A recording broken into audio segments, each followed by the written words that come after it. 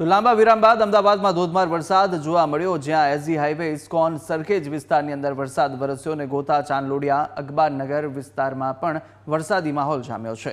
પાલડી, જોધપુર, વાસણા, જીવરાજ પાર્કની આસપાસના વિસ્તારોની અંદર પણ વરસાદી માહોલ જામ્યો છે। તો લાંબા વિરામ બાદ અમદાવાદમાં વરસાદી માહોલ જામ્યો છે અને ફરીથી વાતાવરણમાં ઠંડક પ્રસરી છે। અમદાવાદના દ્રશ્યો છે કે જ્યાં આજે વહેલી સવાર બાદ જે રીતે ધોધમાર વરસાદ શરૂ થયો હતો, વાતાવરણમાં એકાએક પલટો આવ્યા બાદ હવામાન વિભાગે જે આગાહી કરી હતી તે અનુસાર અમદાવાદમાં અત્યારે છૂટો છવાયો ધોધમાર વરસાદ જોવા મળી રહ્યો છે। અમદાવાદના અનેક વિસ્તારો છે કે જ્યાં વરસાદી માહોલ જામ્યો છે। તો આજ મુદ્દે આપણી સાથે સંવાદદાતા આશુતોષ સીધા જોડાઈ ચૂક્યા છે। આશુતોષ, ફરીથી લાંબા વિરામ બાદ અમદાવાદમાં વરસાદી માહોલ જામ્યો છે, કયા કયા વિસ્તારમાં વરસાદ વરસી રહ્યો છે અને હાલ કેવો માહોલ જોવા મળી રહ્યો છે?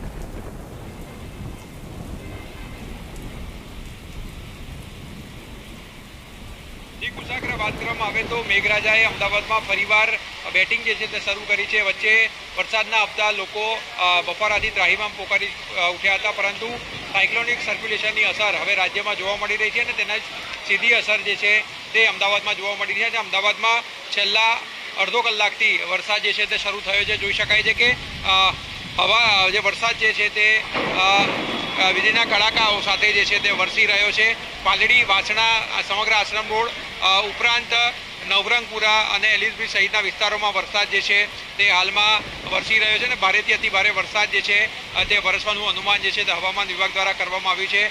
હાલમાં જોઈ શકાય છે કે જે વરસાદની માત્રા જે છે તે ખૂબ જ વધારે છે અને જો આ જ પ્રકારથી કલાક વરસાદ અમદાવાદમાં પડશે તો ક્યાંક ક્યાંક પાણી ભરાઈ જવાની સમસ્યાઓ જે છે તે પણ સામે આવી શકે છે। વાત કરવામાં આવે તો હવામાન વિભાગે સમગ્ર રાજ્યમાં આગામી 7 દિવસ સુધી હળવાથી મધ્યમ અને ભારે વરસાદની આગાહી જે છે તે કરી છે। આજરોજ દાહોદ, છોટાઉદેપુર, નર્મદા, ભરૂચ, સુરત, ડાંગ, નવસારી, વલસાડ, દાદરાનગર હવેલીમાં વરસાદની આગાહી જે છે તે કરવામાં આવી છે। અમદાવાદ જે છે તેમાંથી બાકાત હતું, પરંતુ અમદાવાદમાં પણ વહેલી સવારથી જે છે તે વાદળછાયું વાતાવરણ હતું ને હવે વરસાદ જે છે તે વરસતા ક્યાંક ને ક્યાંક લોકોને જે છે રાહત મળી છે, કારણ કે લોકો બફારાથી ત્રાહિમામ પોકારી ચૂક્યા હતા અને વરસાદે જે રીતે બેટિંગ શરૂ કરી છે તેને લઈને ક્યાંક ને ક્યાંક અમદાવાદવાસીઓ જે છે તે હાલ જોવા મળી રહ્યા છે અને ક્યાંક ને ક્યાંક ગરમીથી પણ જે છે તે અમદાવાદવાસીઓને રાહત મળી છે। જી બિલકુલ આશુતોષ, જે રીતે હવામાન વિભાગે પણ આગાહી કરી છે, અનેક 7 દિવસ સુધી હવામાન વિભાગની આગાહી હતી કે છૂટોછવાયો વરસાદ અનેક વિસ્તારમાં જોવા મળશે। અમદાવાદ માટે પણ એ જ પ્રમાણે મધ્ય ગુજરાતના જે વિસ્તારોમાં આગાહી કરવામાં આવી તેમાં અમદાવાદનો પણ સમાવેશ થાય છે। ત્યારે ફરીથી જે દ્રશ્યો સામે આવી રહ્યા છે, ભારે વરસાદ છે, ત્યારે શું આગાહી છે અને હવે કયા કયા વિસ્તારોમાં અમદાવાદના ગ્રામીણ વિસ્તારોની અંદર કેવો માહોલ છે અત્યારે?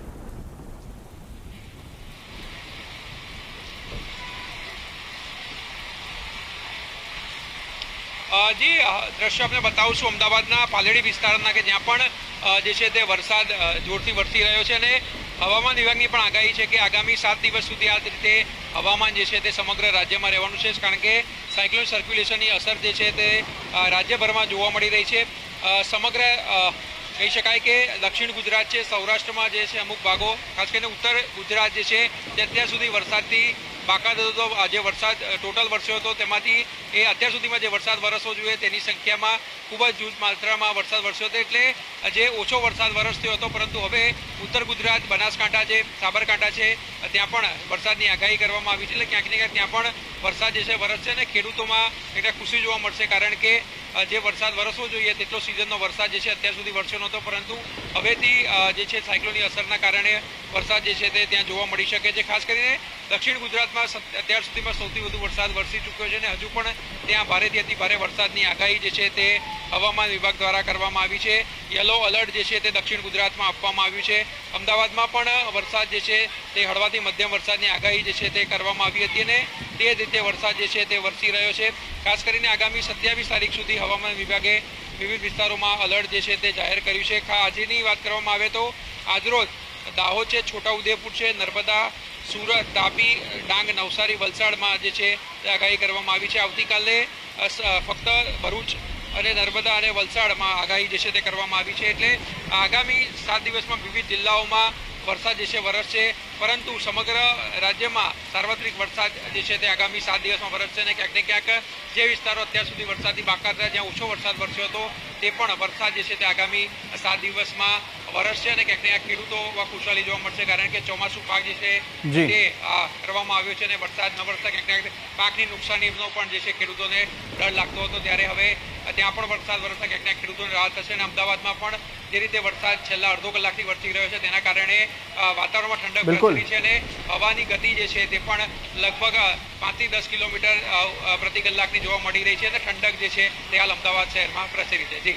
જી આશુતોષ, સમગ્ર માહિતી બદલ આપનો આભાર. તો જે રીતે હાલ અમદાવાદના જે દ્રશ્યો સામે આવી રહ્યા છે, જ્યાં ભારે વરસાદને લઈ અને ફરીથી વાતાવરણમાં ઠંડક પ્રસરી જવા પામી છે. શહેરમાં લાંબા વિરામ બાદ મેઘરાજાની ફરી એક વખત એન્ટ્રી થઈ છે. અમદાવાદ શહેરના અલગ અલગ વિસ્તારમાં વરસાદ છે તે વરસાદ વરસી રહ્યો છે. આ દ્રશ્યો છે અમદાવાદના એસજી હાઈવેના, કે જ્યાં આગળ અત્યારે વરસાદ છે કે જે વરસી રહ્યો છે અને શહેરના અલગ અલગ વિસ્તાર જે થલતેજ, બોપલ, ઇસ્કોન રોડ, જોધપુર, વાસણા, જીવરાજ સહિતના વિસ્તારોમાં અત્યારે હાલ વરસાદ છે કે જે વરસાદ વરસી રહ્યો છે. ત્યારે રાજ્યમાં ફરી એક વખત વરસાદી માહોલ છે તે સર્જાયો છે કે જે હવામાન વિભાગે પણ આગાહી કરી હતી કે આજે 22 ઓગસ્ટ અને 23 ઓગસ્ટે મધ્યથી ભારે વરસાદ છે કે ગુજરાતમાં વરસાદ વરસશે. સાયક્લોનિક સર્ક્યુલેશન ફરી એક વખત સક્રિય થતા વરસાદી સિસ્ટમ છે કે જે જોવા મળી રહ્યો છે. ખાસ કરી ગુજરાતના દક્ષિણ ગુજરાતમાં ભારે વરસાદની આગાહી છે તે કરવામાં આવી છે. તેવામાં દાહોદ, છોટાઉદેપુર, નર્મદા, ભરૂચ, સુરત, ડાંગ, નવસારી, વલસાડ, તાપી, દમણ, દાદર, નગર હવેલી સહિતના વિસ્તારોમાં ભારે વરસાદની આગાહી છે તે કરી છે. ત્યારે રાજ્યમાં વરસાદને લઈને હવામાન વિભાગે આગાહી કરી છે. ત્યારે બીજી બાજુ જે એક વરસાદ ન હોવાના કારણે ખૂબ જ ગરમીનું પ્રમાણ છે તે સતત વધ્યું હતું, પરંતુ ફરી એક વખત વરસાદ વરસતાની સાથે જ ફરી એક ઠંડક છે તે પ્રસરી છે. કેમેરા પર્સન રીતેશ સુતાર સાથે મિહિર સોની, ન્યૂઝ કેપિટલ, અમદાવાદ.